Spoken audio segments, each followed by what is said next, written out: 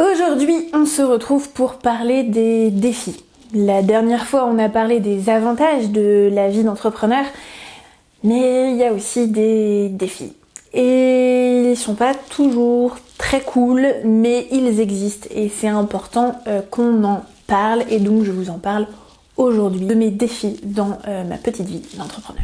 Bienvenue sur la chaîne Juliette's Diary, un endroit d'échange, de partage, de conseils, tout ça dans une atmosphère bienveillante. Si tu n'es pas encore membre de cette communauté, je t'invite à aller cliquer sur le bouton s'abonner, soit en bas à droite de ton écran, soit sur le bouton juste en dessous de cette vidéo. Pense bien à cocher la petite cloche pour ne manquer aucune vidéo. Et comme ça, quand tes sujets t'intéressent, tu reçois directement la vidéo. Il n'y a même pas besoin de s'embêter à chercher. Un des défis qui me hante encore parfois, alors que ça fait un moment quand même que j'ai lancé mon entreprise, c'est le syndrome de l'imposteur. Des fois, j'ai l'impression que je suis pas assez bonne et puis pour qui je me prends. Des choses comme ça qui des fois peuvent venir nous bloquer un petit peu. C'est pas toujours facile, ça peut être un défi, il touche pas tout le monde, mais globalement, quand je discute avec d'autres entrepreneurs, on l'a souvent ce syndrome. Alors c'est pas dangereux pour la santé, c'est pas grave, mais ça peut être une petite épine dans le pied qui des fois, on a des jours où on est... Un autre défi, c'est qu'il faut changer sa perception des choses. C'est-à-dire que dans l'entrepreneuriat, on n'échange pas du temps contre de l'argent. Quand on est salarié, on échange du temps contre de l'argent, et quand on est entrepreneur, ce n'est plus le cas. Il y a donc énormément de travail que je fais qui n'est absolument pas rémunéré. Tout mon travail de préparation de mes vidéos, de préparation de mes posts Instagram, de préparation de mes formations, de préparation de mon sommet de conférence, d'écriture de mon livre, de mon travail sur le site internet, de prospection, de marketing, de tout ça, ce n'est pas du travail rémunéré. Et ça, il faut le savoir. Et il faut être en accord avec. Même le fait que là je fais ma vidéo, je suis en train de tourner une vidéo, je ne suis absolument pas rémunérée par ma chaîne YouTube actuellement. Pas encore, j'espère un jour, mais de faire mes vidéos YouTube concrètement ne me rapporte pas un copec. C'est simplement pour le plaisir. J'adore faire des vidéos YouTube, ça m'éclate clairement d'avoir ma chaîne YouTube. J'adore pouvoir échanger avec vous partager des sujets qui je trouve des fois sont passionnants ou des conseils, j'adore ça. Mais je ne suis pas rémunérée pour ça. Il y a des gens pour qui c'est problématique ça, le fait de ne pas être rémunéré pour toutes ces choses-là. Et si effectivement c'est pas ok pour vous, peut-être que ce modèle d'entrepreneuriat n'est peut-être pas fait pour vous parce que ça ne vous convient pas et c'est ok. Mais en tout cas, si vous avez le projet de vous lancer, sachez que c'est à prendre en compte parce qu'il y a beaucoup de travail qui n'est pas rémunéré. Un autre défi, ça peut être l'entourage. L'entourage peut être un super levier, comme peut être un bon toboggan vers l'enfer. Clairement. Parce que soit vous avez un entourage ou des personnes dans votre entourage qui vont vous encourager, vous soutenir, et ces personnes-là, oui, allez les chercher parce que on travaille souvent tout seul, et donc d'avoir un entourage qui nous soutient, c'est énorme, voire même d'aller travailler des fois avec d'autres personnes, ça fait vraiment du bien. Donc ça c'est important. Mais gardez en tête qu'il y a toute une partie de votre entourage qui ne comprend pas vos choix. Qui comprend pas. Sur les pourquoi tu te fais chier à aller lancer ton entreprise. Ça te rapporte pas énormément d'argent, enfin en tout cas, ils s'imaginent que je vis sous la paille, et ou je suis sur la paille, comment on dit déjà? Bref, que je suis presque à aller vivre sous les ponts, je sais pas. Alors que non, en fait, je me débrouille. Oui, je ne me fais pas des 1000 et des 100, mais je subviens à mes besoins, j'arrive à vivre. Oui, j'ai envie de gagner plus d'argent, oui, je vais pas vous mentir, oui, mais j'arrive à subvenir à mes besoins et à m'accorder des plaisirs de la vie. Je peux aller au resto, Voilà, je peux m'offrir des vacances. Alors c'est sûr que je vais pas partir aux Bahamas demain, mais voilà. Donc ça inquiète beaucoup l'entourage. Mais mon Dieu, c'est un risque énorme qu'elle a pris de se lancer dans son entreprise. Le salariat, c'est quand même beaucoup plus sûr. Oui, mais si le salariat me rend malheureuse, bah c'est pas la peine. Et ces gens-là, vous pourrez pas leur faire changer d'avis et c'est ok. Chacun a bien le droit d'avoir son avis. C'est complètement ok. Mais dans ces cas-là, je vous conseille de ne pas trop parler de vos projets aux personnes qui ne comprennent pas votre projet. Allez plutôt vous entourer de personnes qui comprennent votre projet. Soit ce sont des personnes qui sont déjà dans votre entourage, soit aller chercher d'autres entrepreneurs qui sont comme vous et vous pourrez échanger avec eux, faire des groupes qu'on appelle des groupes de mastermind où on réfléchit ensemble. Ça peut être très enrichissant même. Allez plutôt vous entourer de gens qui comprennent votre parcours. Et puis, il y a aussi le fait que, je sais qu'en tout cas dans mon entourage, enfin une partie de mon entourage ne comprennent pas qu'une entreprise c'est un processus, que c'est en évolution permanente. Et j'ai envie de dire, heureusement d'ailleurs que ça stagne pas et que c'est en évolution permanente. Mais ce qui fait qu'on me demande tout le temps si j'ai du travail, si je m'en sors. En fait, on pose pas toutes ces questions-là à un salarié, on va juste lui dire ça va, ton taf, ça se passe bien, c'est cool, l'atmosphère, enfin, on va poser ces questions-là, est-ce que ça te plaît? Moi, on me pose jamais la question de savoir si ça me plaît, mon travail. Mais par contre, on va me dire est-ce que t'arrives à le lancer, ton business? Bah oui, en fait, il est lancé, mon business. Il est lancé depuis 3 ans et il évolue. Mais mon business, il a été lancé à partir du moment où j'ai créé mon entreprise. Où j'ai déposé je me suis inscrite quoi. Donc ça, c'est pareil, ça vient. Alors attention, ça, je sais bien que ça vient de très bonnes intentions de ces personnes-là. C'est que de l'amour, mais des fois, bah j'ai l'impression que je dois sans cesse me justifier et j'ai pas envie de me justifier. J'ai pas à me justifier en fait.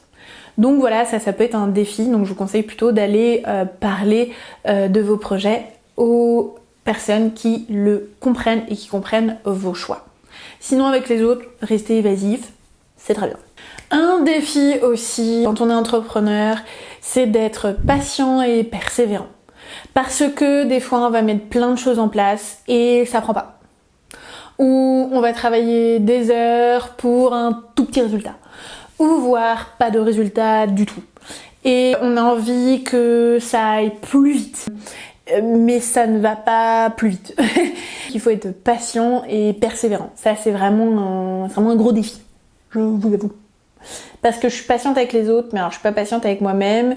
C'est vrai que c'est compliqué. Il m'arrive clairement, je vais être honnête, d'avoir des jours où je me dis, bon sang, je vais jamais y arriver en fait. Je travaille dans le vent. Je vais me faire un SMIC toute ma vie.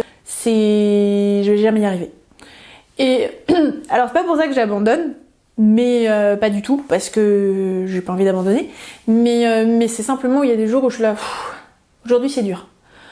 Aujourd'hui, j'ai pas facile, pas la motivation. Demain ou après-demain ça ira mieux, mais là aujourd'hui, je me sens nulle. Et puis voilà, je me dis, j'ai suivi tous les conseils qu'on m'a donnés, et puis ça marche pas. Et puis, il y a aussi le fait que, moi je sais que c'est un défi que j'ai, qui est très mauvais, je peux pas m'en empêcher, c'est que je me compare aux autres. Je sais bien qu'il faut pas le faire, mais dans mes moments bas, je me compare et je suis là, mais pourquoi moi j'y arrive pas? Je fais tout ce qui est dit, je veux dire, et moi j'y arrive pas, et il y en a qui font grimper leur chaîne YouTube hyper rapidement, leur compte Instagram hyper rapidement, qui vendent leur formation en ligne, et moi ça prend pas, ou moi c'est pas assez, ou... Peu importe, mais voilà, je me compare aux autres et ça c'est un défi pour moi parce que on connaît pas la vie des autres et ce qu'on voit c'est que ce que les gens ont envie de nous laisser voir. Donc c'est sûr que c'est facile en fait. Et puis peut-être qu'on a l'impression qu'ils sont hyper dans le succès alors qu'en fait peut-être que eux aussi ont les mêmes difficultés que moi ou peut-être que finalement ça marche pas aussi bien que ce qui est donné l'air en tout cas.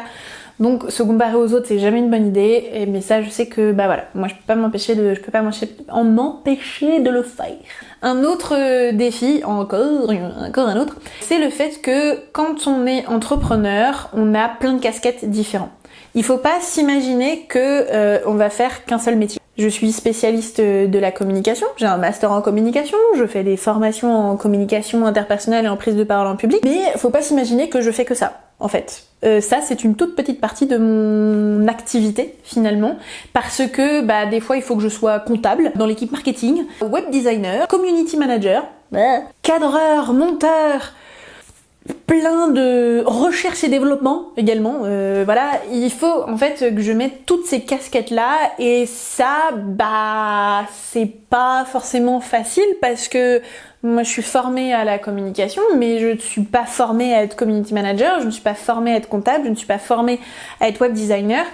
Donc ça, je l'apprends sur le tas, et ce sont normalement des métiers à part entière, et donc ça rajoute une difficulté, parce que voilà, j'apprends sur le tas, je fais comme je peux. Et donc là aussi, encore une fois, il faut s'armer de patience souvent. Par exemple, l'autre jour, j'ai passé 5 heures de ma journée sur mon site internet.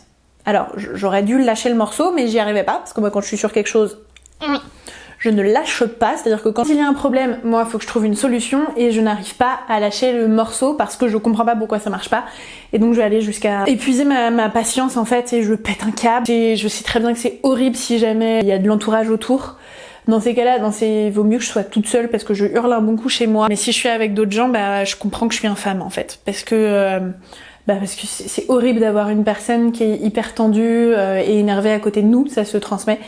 Et c'est affreux, donc je comprends, dans ce cas-là je suis affreuse, je plaide coupable. J'ai passé 5 heures à essayer de résoudre un truc que, en plus, au bout de 5 heures, j'avais pas réussi. Comme je suis pas du métier, j'ai pas les ressources pour comprendre. Donc je fais avec ce que j'ai, en fait, les tutos, ce que je patouille, et donc ça c'est très frustrant. J'ai aussi des difficultés, par exemple, à mettre en place des pubs Facebook et des pubs Instagram. Aussi parce qu'on y engage de l'argent. Donc on n'a pas envie de se planter. C'est plein de difficultés techniques qui sont des défis, peut-être pas au quotidien, parce que je passe des très bonnes journées aussi. Des journées où je suis super efficace, je suis trop contente de ma journée, je fais trop plein de trucs, je suis contente. Mais il y a des journées où, à la fin de la journée, on sent pas trop la satisfaction, quoi. Donc là, vaut mieux aller faire un tour. Et sachez que ça fait partie des défis. Je pense pas être la seule dans ce cas-là. Quand on part dans cette aventure, il faut en avoir conscience que, il y a des défis, c'est pas rose tous les jours. C'est largement faisable, mais c'est pas rose tous les jours, comme tout en fait, il y a des avantages et des inconvénients. Et ça fait partie des défis. Alors pourquoi aujourd'hui, je continue d'être entrepreneur et que je n'abandonne pas? Parce que c'est ça aussi, c'est important de se poser la question, est-ce que j'abandonne pas? Et aujourd'hui, je pense, en regardant toutes les notes que j'ai prises pour faire cette magnifique vidéo, je me suis rendu compte que ma liste de défis, en fait, était plus longue que ma liste d'avantages. Donc si on se pose la question en disant il y a plus d'inconvénients que d'avantages, ça veut dire que du coup faut aller vers là où il y a le plus. Non. Parce que oui, peut-être que la liste de défis aujourd'hui est plus grande que ma liste d'avantages, mais ma liste d'avantages est plus forte que ma liste de défis. Je m'explique. En fait, même si j'ai des difficultés, même si j'ai des défis, je pars du principe que ça fait partie de la vie en plus. Il y a toujours quelque part des défis, des difficultés, c'est ce qu'on appelle la vie. Ça fait partie du voyage, et qu'en fait, je suis heureuse. Je suis épanouie dans mon activité. Pour moi, tous ces avantages n'ont pas de prix, en fait, comparé à mes défis.